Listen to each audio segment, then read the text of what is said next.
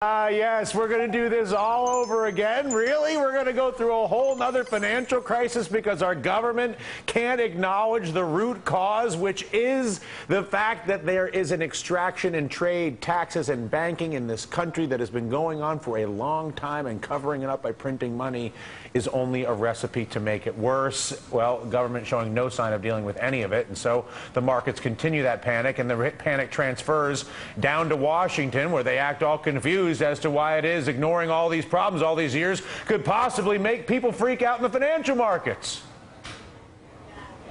Critics say the president failed to do enough following the S&P downgrade. That is petty and minor by any order of magnitude. Even the president's biggest supporters on any level with this are fed up. As we know, the Dow plummeted after he spoke Monday. So today the White House canceled the president's morning speech, as well as the White House press briefing,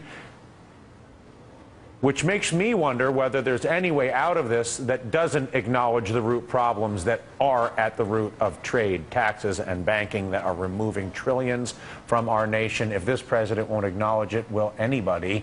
Let us bring in our mega panel, MSNBC political analyst Karen Finney, Republican strategist Susan Del Percio, and Washington insider Jimmy Williams. I might add that as of 3:52 this afternoon, Karen and Jimmy were stuck on a train outside of Penn Station. They were in a tornado, but because of their obligation and their sense of responsibility, not only to me and to Susan, but to all of you, our viewers. You were so full of it. I know, that's why you made it. They made it. Anyway, it's nice to have you guys here. So, Susan, with the political structure being what it is, I lose my job if I intervene in a way that takes away some special interest's ability to fund me because they're into something or whatever it is. Is there any way that any president or any congressman could intervene with the problem that we have right now, whether it's the need to actually tackle the banking system that was ignored in 2008, the need to tackle the tax code that's been ignored for God knows how long they've been ignoring it, the need to tackle the trade negotiations that were brilliantly presented and have lots of beautiful theory in them when they came out in the 90s, but have proven not to create investment or prosperity, but have proven to be the primary driver of our trade deficit. Look no further than China.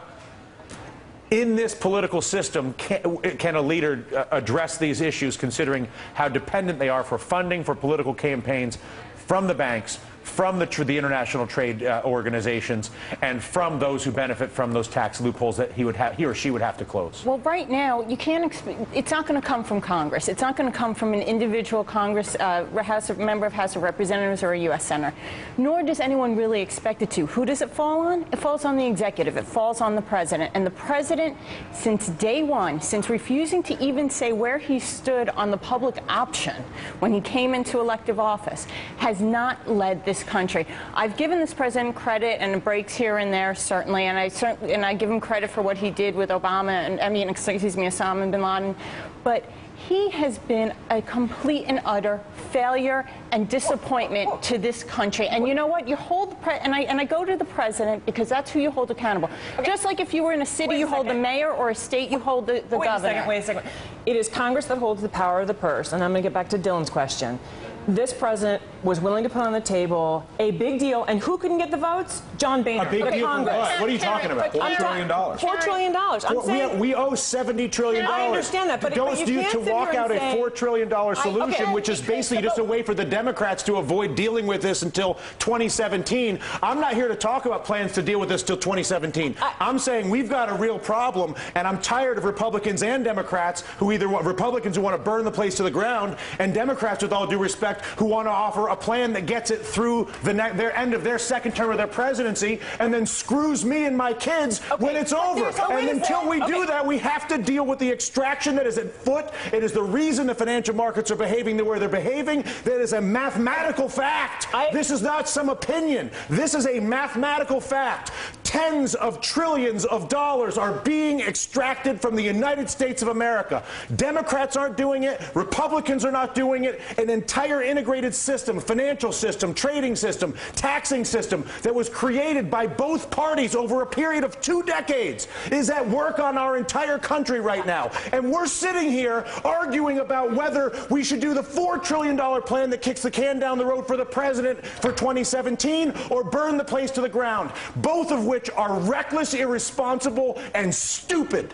And the fact of the matter is, until we actually, and I'm sorry to lose my temper, but I tell you what, I've been coming on TV for 3 years doing this. And the fact of the matter is that there's a refusal on both the Democratic and the Republican side of the aisle to acknowledge the mathematical problem, which is that the United States of America is being extracted. It's being extracted through banking, it's being extracted through trade, and it's being extracted through taxation. And there's not a single politician that has stepped forward, Susan, to deal with this. But there's only one right now. The leader of the free world, whether you like it or not, the President of the United States is arguably one of the most powerful individuals we have out there. But and Susan, he's what our you're president. saying is exactly the point that Dylan is making. It's not about one guy. It's about all of them. No, I actually disagree. I think Dylan's saying it is about one guy. It is about one guy. What would you like him to do? I would like him to go to the people of the United States of America and say, people of the United States of America, your Congress is bought. Your Congress is incapable of making legislation on health care, banking, trade, or taxes, because if they do it,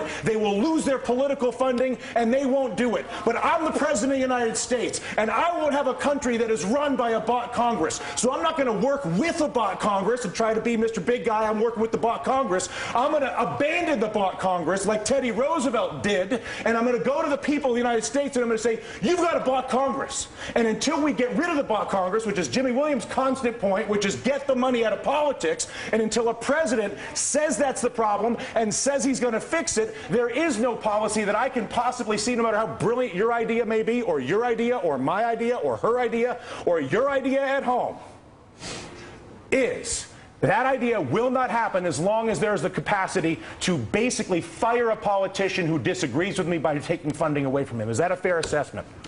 Money in politics is the root of all political evil. It is corruption at its worst.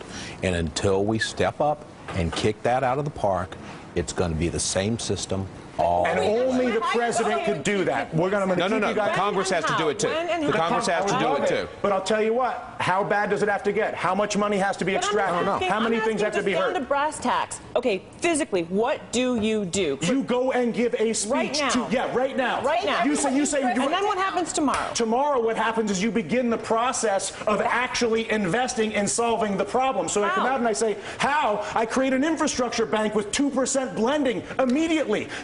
Once I explain to people the problem, once I explain to you you have cancer, once you understand how screwed up your trade, tax, and banking policies are, believe me, you will have no issue when I incorporate an infrastructure bank that I fund with repatriated offshore money that I bring in and then use to create 2% direct lending to every business in America. Because when you realize that the banking system is fully corrupt and defrauding us, and I come out and say that, which is what I want my president to do, that at that exact moment I say, you know what, we got a screwed up situation here, people. You all know it, and now what? I'm going to admit it. And as a result, not only have I admitted it, but we're going to begin the process of solving it like grown-ups. They did it in World War II. They did it after the Civil War. They did it in Latin America with the Brady bonds. We are not seeing it happen now. The panel stays a little more emotional than I anticipated getting at work this afternoon, but what am I going to do?